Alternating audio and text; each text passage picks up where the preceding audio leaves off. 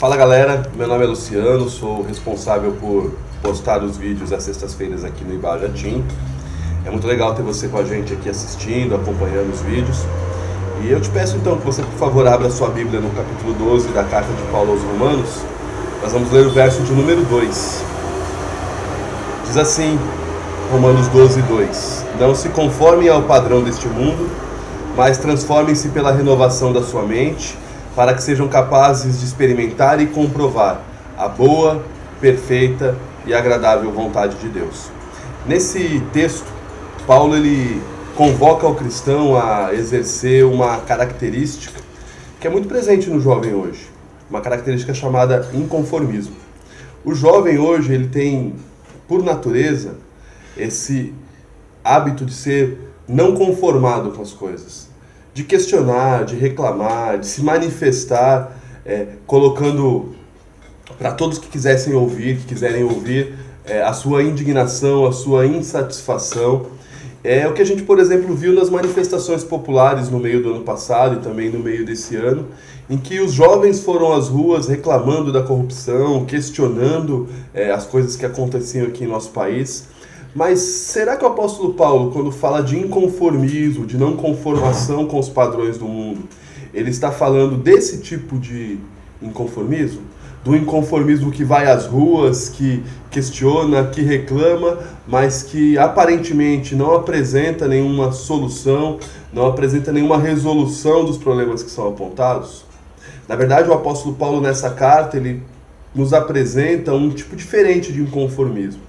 É um inconformismo não simplesmente com as práticas do governo ou com o modo que a sociedade tem sido conduzida pelos poderes públicos, mas é, na verdade, um inconformismo com o estilo de vida deste mundo, com uma maneira de viver que tem deixado de lado os padrões da palavra de Deus, que tem deixado de lado o jeito que Cristo nos apresentou como modo de viver, que são os valores do reino, e é do inconformismo quanto a essa maneira de viver da sociedade que Paulo está falando.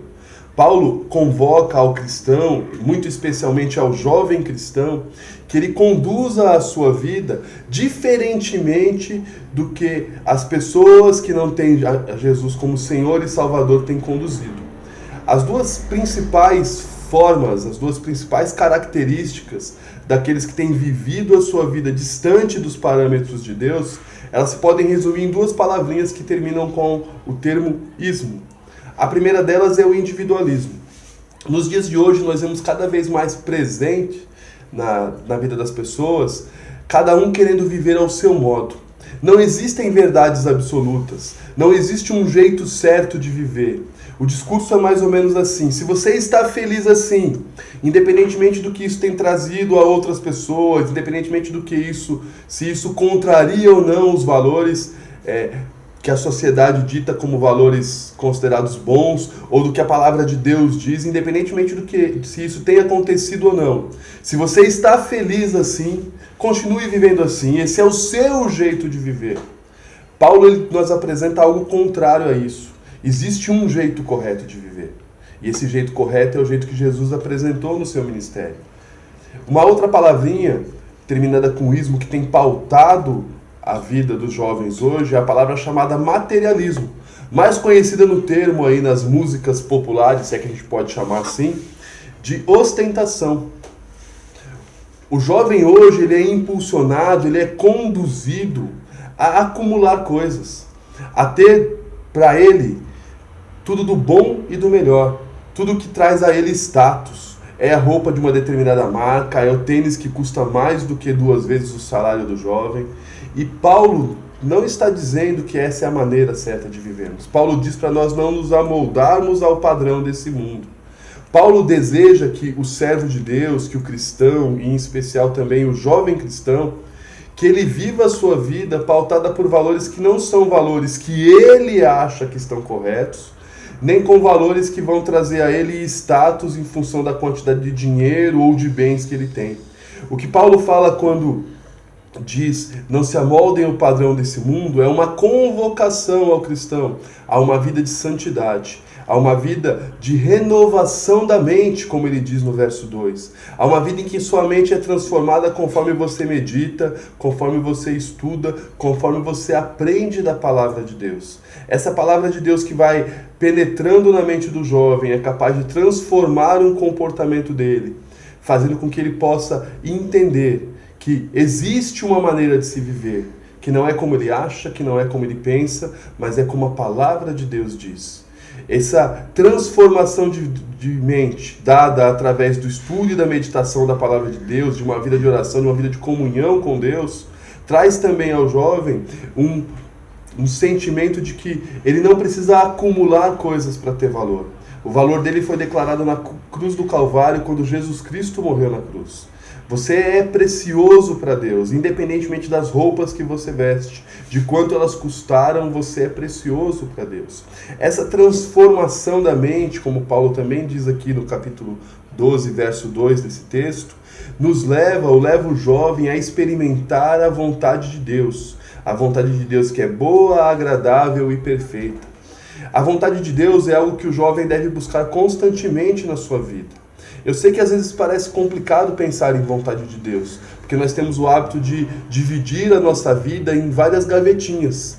E existem gavetas que nós autorizamos Deus a comandar, a organizar, a arrumar, mas tem gavetas que são trancadas a 7 chaves, e Deus não tem o direito de mexer delas, ou nós não damos a Deus o direito de mexer nessa gaveta. Existem gavetas, como a vida ministerial, o que você faz na igreja, a maneira com que você se veste na igreja, a maneira com que você trata os irmãos da igreja. Tudo isso você permite que Deus mexa. A grande questão é que existem outras gavetas, como a vida sentimental, a vida financeira, em que o jovem não permite que Deus possa de verdade arrumar essa gaveta. É muito fácil pedir para Deus ajustar as coisas que acontecem dentro do ambiente da igreja, mas é preciso ter coragem e pedir para que Deus também faça a vontade dele em áreas que nós aparentemente não estamos dispostos a dar a ele esse direito.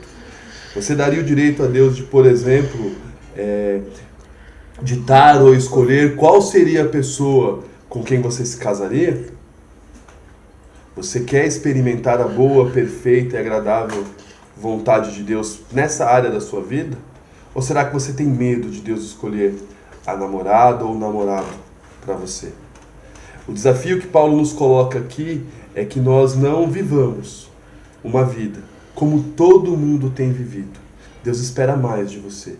Deus espera que você viva uma vida em santidade, que você transforme a sua mente através de uma vida com comunhão com Deus, porque dessa forma você estará preparado e pronto para experimentar a boa, perfeita e agradável vontade de Deus. O meu desejo é que você jovem, é que você adolescente, dê a Deus a liberdade de organizar a sua vida, de ditar as regras, ditar o modo que você deve viver. Pois eu tenho certeza que dessa forma o seu inconformismo não será um inconformismo só de reclamar de tudo, mas será um inconformismo que apresentará a solução para a humanidade, a solução que é Jesus Cristo. Que Deus te abençoe e nos vemos na próxima sexta-feira.